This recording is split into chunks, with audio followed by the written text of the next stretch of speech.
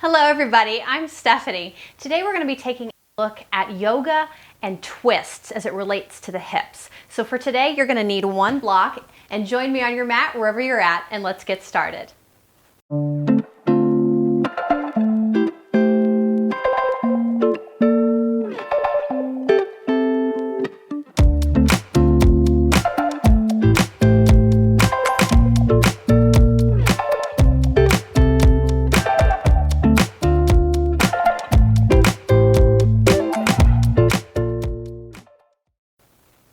So when it comes to yoga and twists, if we go back and look traditionally at the history and philosophy behind yoga, this was mainly a practice that was in place for, with, and by men.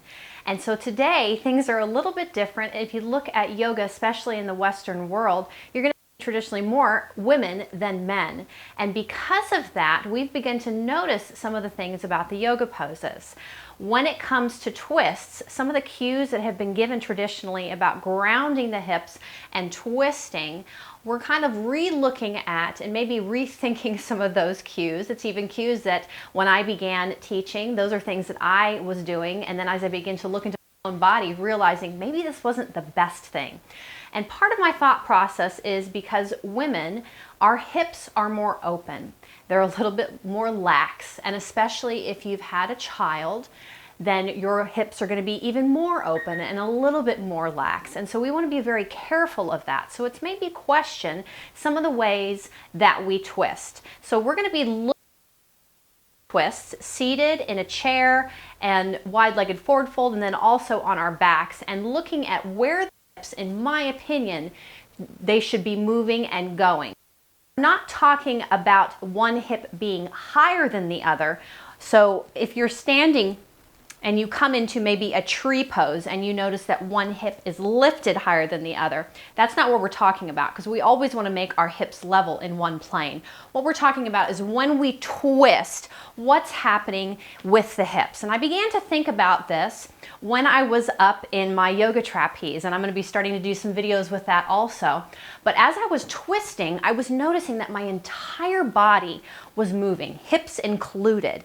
And so I was thinking, okay, maybe I shouldn't be grounding down through the hips, because I've been experiencing some pain in my hips as I was twisting. So first thing we're going to look at is the seated twist. So you're going to come to a comfortable seated position, and the feet are going to reach out in front of you. And we're going to keep one leg long just so you can notice what I'm talking about. So right now, and I tried to pick some pants that you could kind of see the edges of my legs and how things are lined up. So right now, my feet, my knees, my hips are all the same distance. One's not longer, one's not shorter. Now, this may be different if you're just mechanically built a little bit different. You might have one leg that is actually shorter. But if all things are normal, then both legs are the same length.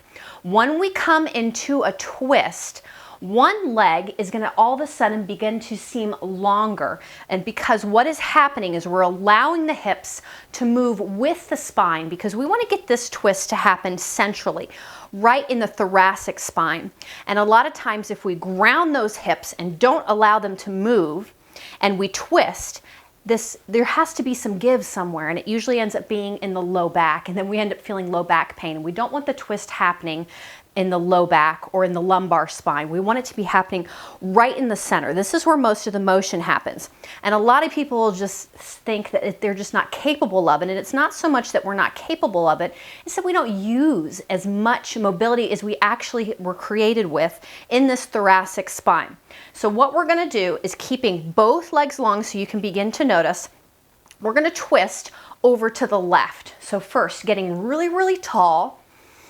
And then with an exhale, allow the right hip to travel forward as the torso goes to the left. So now you'll notice right leg has gotten longer because right hip has moved with the leg, so that my spine and my hips are twisting together, so that this very center, this thoracic spine, is where most of this motion is happening. So if we're going the other way, I'm going to come back to center. both legs become equal. Inhale, get a little bit tall, and with your exhale this time, left leg's gonna go longer, left hip's going forward as you're twisting over to the right. So you can see how my left leg is longer. And I'm feeling this twist very center of the spine. And I'm getting a really good release and stretch in the center of the spine. Inhale, come back to center. If I was not to do that and ground my hips, I'm just telling you from my body, if I ground the hips, get tall, keep both hips level, so I'm not gonna let one leg get longer than the other, and then twist, I begin to feel it really strongly. This time when I'm twisting to the left, in my right hip and in my low back. It's pulling there. I'm not getting much twist from the very center spine. So I'm just giving you some of the observations that I've felt in my own life. So if you're coming into a seated twist, and I'll do it this time in a little bit more traditional way, you're gonna allow one hip to go forward.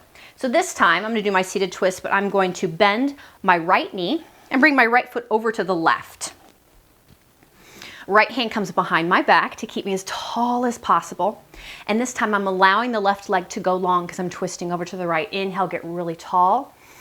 And with an exhale, releasing over to the right. Left leg gets a little bit longer. So this time I'm feeling the center of the spine, getting that good twist, and there's no pain or discomfort in the low back and in the hips. Release, come back to center, and we're going to switch legs. So uncrossing the right, right leg goes long, bend the left knee, left foot goes over to the right. Left palm comes right behind you as tall as you can get. Inhale, this time right leg is going to travel forward, right hip's going forward. With an exhale, twisting over to the left. So allowing just the hips to move with the spine. And then coming back to center. And we're going to take a look now at chair, same thing. This one's a little bit more controversial. You'll see different teachers saying different things. I've even been cued in classes different things by different teachers. So coming into a chair, stepping the feet apart, ankles underneath the hips, and having a seat back and down at a diagonal. Weight is back in the heels. So I've got engagement in the glutes, engagement in the core. Imagine squeezing a block between the legs there. And if I was going to take this chair into the twist, and I want to show you from the side so you can see this, traditionally, I've been cued before from other teachers, and I've even cued myself, that if I were to twist, to keep the knees in line. And again, I get that sensation again. Low back, it's not feeling too hot. In the hips, it's not feeling too hot. So if I'm going over to the left, same principle, I'm going to allow the right knee to travel forward, and then I get a deeper twist in the thoracic spine. I'm protecting the low back. I'm protecting the hips. Inhale, come back to center. We're going to take that twist other side. So this time, as I'm twisting to the right, left knee is going forward. On an exhale, twisting over to the left. Left knee's gone forward. Left hip has gone forward. Taking my twisted chair over to the right. Back to center. And on an inhale, squeeze those glutes, pull the core in to come all the way back up. So those are two twists that we can take maybe just a little bit different look at. We're going to do the same thing, but coming into a wide-legged forward fold. So stepping the feet apart, toes are in line with the ankles. So they're not out to either corner. They're facing to the front or to the side here. Inhale, get super tall, and with an exhale, keeping that neutral back. This is the first thing we want to make sure that we're doing, because when you're coming into a wide-legged forward fold, I'll turn to the side here, a lot of people, they'll start to curve the spine, and you're already putting so much pressure with that on the low back. So we really want to reach the tailbone back, reach the crown forward. This is why when we're coming into our standing forward fold and halfway lift, the reason we're doing that, it's prepping our body for things to come. So coming into the wide-legged forward fold, and if you need to, you can grab a block here. I'll put it to the side and show you those different options. Keeping that length, tailbone reaching back, crown reaching forward. And then with the exhale, tailbone begins to reach up.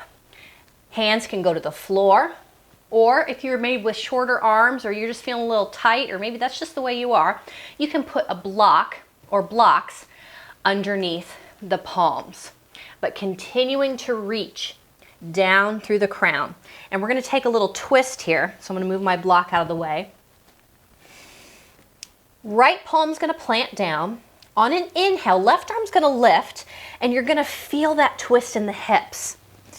With that, you should be feeling a little bit more in the right hip, in the right inner thigh, because what is happening is the right hip has dropped and the left hip has lifted. So you're getting a good stretch in the inner thighs, but you're protecting the hips, and that twist is happening center of the spine. We're going to take that to the other side. With an exhale, coming back down, left palm plants. You can take it to the mat. I'll do it with a block on this side just to kind of show you the different options. Hips have come back in line. And on an inhale, right arm lifts. This time I'm feeling a little bit more in the left inner thigh, down into the hip flexor, but up in that SI joint, it's being protected. In the low back, it's being protected. I'm feeling that good twist, very center of the spine. And then coming back down. On an inhale, squeeze those glutes, core pulls in, coming all the way back up. So we've taken a look at 3 twists so far. We're going to take a look now when you come into your reclining twist. So you usually do this at the very end of class, and your body is nice and warm, and so you're able to go to the edge for a lot of this. But what happens is if you're not paying attention to what's going on with those hips too, you're going to go past that edge. And maybe you're bringing just the wrong intention. So with this, we want to stack the hips this time. So I'm going to bring it all the way down onto my back. And I'm going to twist over to the right to begin with. So I'm going to keep my right leg long and my left knee bent. I'm going to bring my left knee up over top of the hip. Right hand goes to my left knee. Left palm comes out to the side. Move my block out of the way here. And with an exhale, you'll hear me cue this quite a bit. Left knee goes to the right, but at the exact same time, I'm going to move my right hip underneath you, and I'll show you here why. I'm going to do it first without moving my hip. So just left knee goes to the right with my exhale. So when I do that, my spine is twisting in one direction. My hips feel like they're twisting in an entirely different direction. And I'm feeling the twist up here in my shoulder and in my low back. I'm not feeling very much in the center. And you might just, your twist may be different. Your knee may be a little bit higher, and that's okay. But we're just looking at the principle here. So instead of keeping the twist here, where the hips are kind of going more in a diagonal and they're twisting in one direction and the spine's going in another direction, I want those hips to go with the spine again. So at the same time as my left knee goes to the right, I walk my right hip up underneath you. So I'm doing this to the back here so you can kind of see the hips first and my knee's not in the way. So I'm stacking my hips. Left is on top of the right. So it's going in the same direction as my spine. And then with my exhale, oh, I can really feel that good twist right in the center, what we call the belly, right in the belly twist here. That's the thoracic spine. And then you can keep your gaze up. You can take it over the left to even take that twist all the way up into the cervical spine. If that does not feel comfortable, you can bring your gaze back up above you.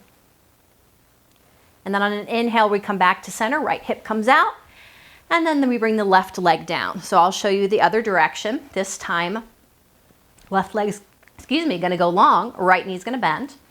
I'm gonna keep the knee over the hip, right hand opens to the side, left goes to my right knee, and at the same time that my right knee goes to the left, I'm going to walk my left hip underneath me so that I can stack the hips here. Big inhale and then exhale, beginning to soften into the twist, feeling that twist right in the belly, right here, into the back and the thoracic spine. Keeping the gaze up, or maybe taking the gaze over to the right. Just checking out how you're feeling. You might take the gaze over on one side and keep it up on the other, and that's completely okay.